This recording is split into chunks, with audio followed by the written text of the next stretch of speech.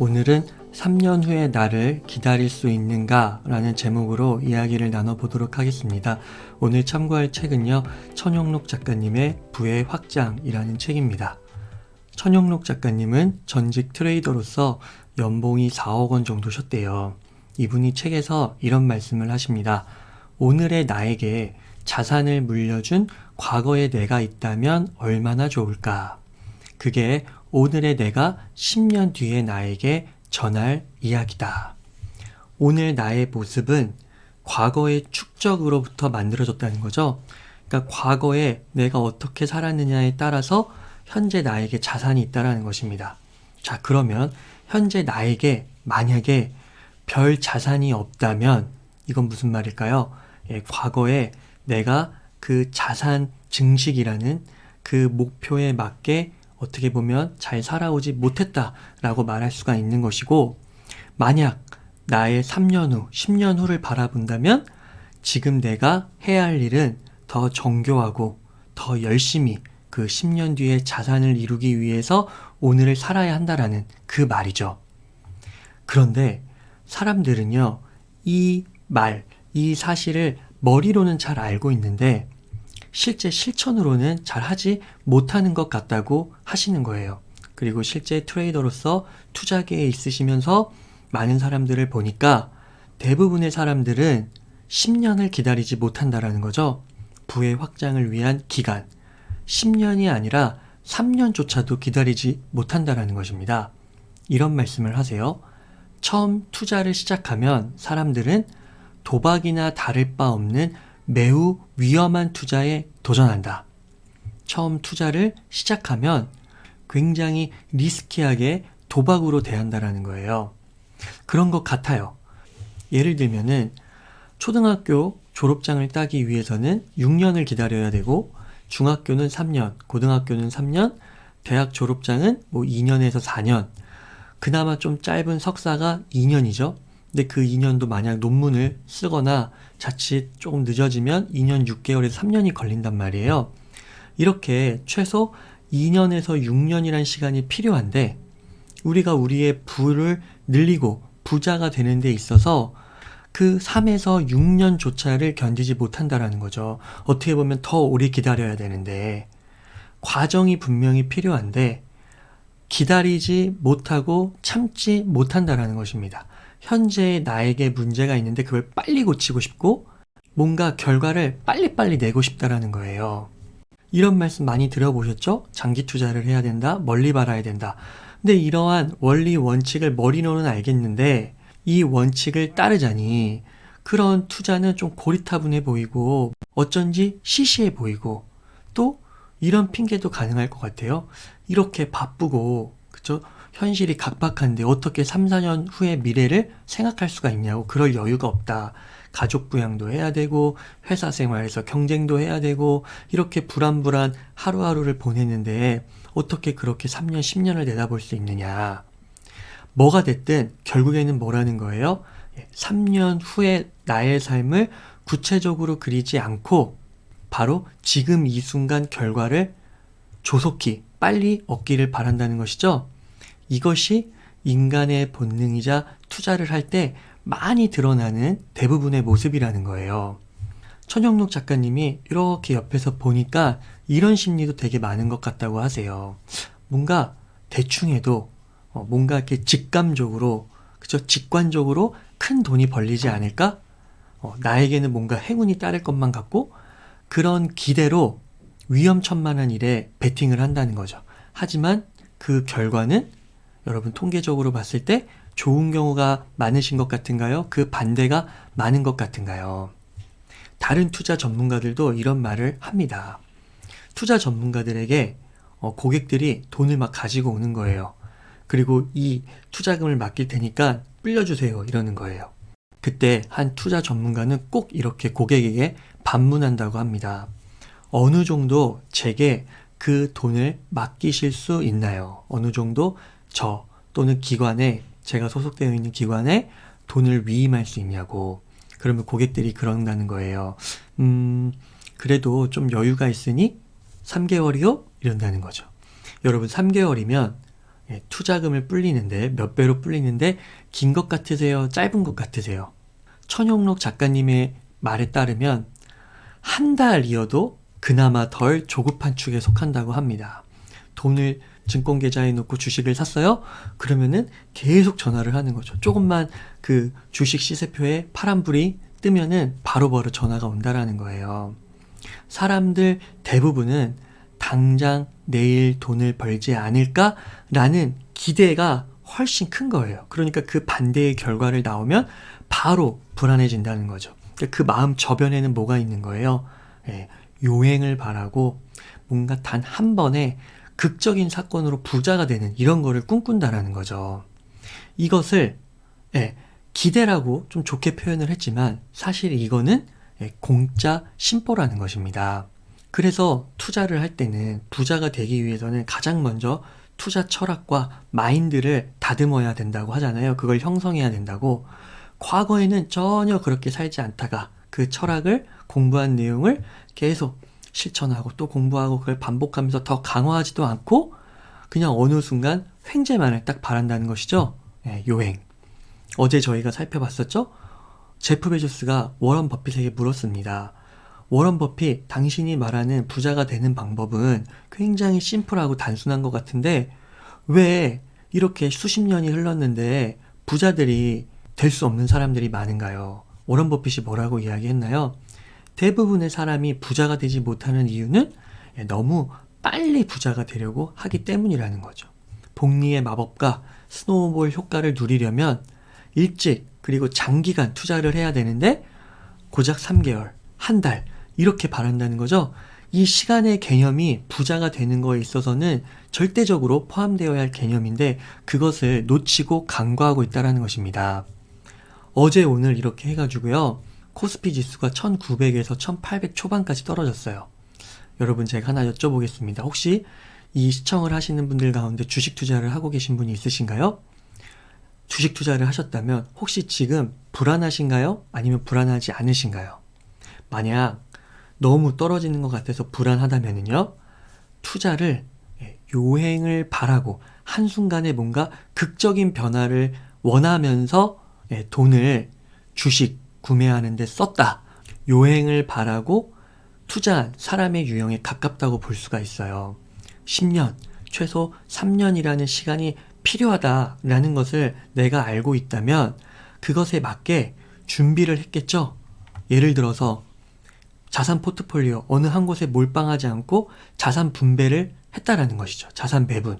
그래서 주식에 뭐 20%가 들어가고 부동산에 뭐 50%가 들어가고 현금은 10에서 20%, 뭐 요즘 같은 불황기에는 10% 더 늘려서 30% 이런 식으로 보유를 하고 있는 거고 그 현금을 항상 요 자산 포트폴리오 2% 안에서 유지를 하다가 주식 시장이 떨어지는 거에 따라 이렇게 천천히 단계적으로 들어가는 거죠. 단계적으로 매매를 하는 겁니다. 이렇게 3년 동안 10년 동안 장기적으로 바라보면서 전략을 짰을 텐데 그렇게 안 하신 거죠. 몰빵하신 거죠. 혹은 레버리지를 쓰든가 신용을 써가지고 투자를 하신 겁니다. 이러면 불안할 수밖에 없죠. 그러니까 이 레버리지와 빚을 땡겼다라는 것은 무엇입니까? 물론 철저한 계산 끝에 확신을 가지고 들어간 경우도 있겠지만 뭔가 인생 한방 요행을 바라는 심리가 강력하다. 이것을 쉽게 부인할 수는 없을 것 같아요. 그래서 준비된 사람은 부가 최소 3년에서 10년은 필요하다. 이 기간이 절대적으로 필요하다. 알고 있는 사람들은 준비가 됐으니까 지금과 같은 하락장이 어떻습니까? 오히려 이러는 거예요. 주식창을 봤는데 파란불 떨어지는 거죠. 파란불만 다 켜져 있는 거예요. 종목마다 펀드마다. 그게 더 좋다라는 이런 고백을 할 수가 있는 겁니다. 실제 현재 눈앞에서 벌어지고 있는 일이에요. 오늘 벌어진 일입니다. 여러분들은 요행을 바라고 있는지 아니면 3년, 10년을 바라보면서 정말 그 투자의 원칙에 충실하게 나가고 있는지 점검해 볼 수가 있다는 거죠. 반성해 볼 수가 있다는 것입니다. 다시 앞으로 돌아가서 아무튼 시간의 준비 그것을 전제하지 않고 부를 얻고자 하는 것은 공짜 심보 요행이라고 했었습니다. 투자에서 이런 방식은 지속 가능하지가 않아요. 결국은 어리석음으로 귀결이 됩니다. 3년 후에 나를 기다리면서 차곡차곡 위험 관리를 하면서 자산 배분을 하면서 원리 원칙에 따라 나아갈 필요가 있다라는 것이죠. 심지어요, 이 책에서 천영록 작가님도요, 젊으셨을 때 조급증에서 자유롭지 못했대요. 그리고 이런 조급증, 그리고 이런 요행을 바라는 심리, 이런 거를 철저히 떨쳐냈을 때 비로소 돈이 벌리기 시작했다고 합니다. 그 전에는 뭔가 한두 번의 행운으로 얻는 것 같다가도 결국은 실패를 했다라는 것이죠. 어디 나쁜 일이야. 훗날 돌아보니 내 모든 후배들이나 대다수 대중들이 그렇게 순진한 기대로 투자를 시작한다. 결과는 당연히 안 좋다. 결과가 안 좋은 것을 알면서도 우리는 왜 이렇게 근시안적일까? 부자가 되고 싶다면 근시안부터 벗어나야 된다라는 겁니다. 최소 3년 기다릴 줄 알아야 된다라는 거예요. 책에는 한 챕터의 부제목으로 내일의 나를 존중하는 법이라는 부분이 있어요. 여기서 천 작가님께서 굉장히 철학적인 질문을 던지십니다. 여러분, 나라는 게 뭘까요? 나. 시간적으로 봤을 때 오늘 지금 이 순간 현재를 살아가는 나가 나의 전부일까요? 천 작가님은 말씀하십니다. 진짜의 나는 오늘 살아가고 있는 현재의 나만이 아니라는 거예요. 과거의 나도 나고 심지어 미래의 나까지도 포함해야 온전한 나라는 거예요. 그렇기 때문에 진짜로 정말로 진실되게 나를 존중한다는 의미는 무엇이냐? 과거로부터 잘 빚어져서 오늘 이르러야 되는 것이고 또 오늘 하루하루를 최선을 다해 잘 빚음으로써 3년 후에 미래의 나를 잘 맞이하는 것까지 나아가야 진정 나를 존중하고 사랑하는 그 개념에 걸맞다라는 거예요. 그런데 3년도 채 안 돼서 부자가 되겠지. 그리고 과거로부터 그런 마인드나 철학은 잘 다듬지도 않고 살아오면서 어떻게든 되겠지. 행운이 따르겠지. 미래의 성공을 바라면서 지금 최선을 다하고 있지도 않고 그러면서 또 과거의 나의 그런 나태한 모습을 반성하지도 않고 그러면서도 부의 확장은 바라는 이런 것들은 결코 나를 존중하고 사랑하는 것이 아니라는 것입니다. 오늘의 나만 생각하면서 과거와 미래의 모습은 제쳐두고 오늘의 나만 생각하면서 놀고 쾌락을 즐기고 그쵸? 그런 것은 왜곡된 욜로의 길로 가는 것은 나를 존중하고 사랑하는 길이 아니라는 거예요. 이거를 여러분 돈으로 생각해보면 이해가 쉬워요. 현재 바로 이 시점에서 내 주머니에 1억 원이 있는 거예요. 거금 1억 원이 있는 거예요. 그러면 그 1억 원이 왜 있을까요? 분명 과거에 내가 무엇인가를 했기 때문 아닐까요?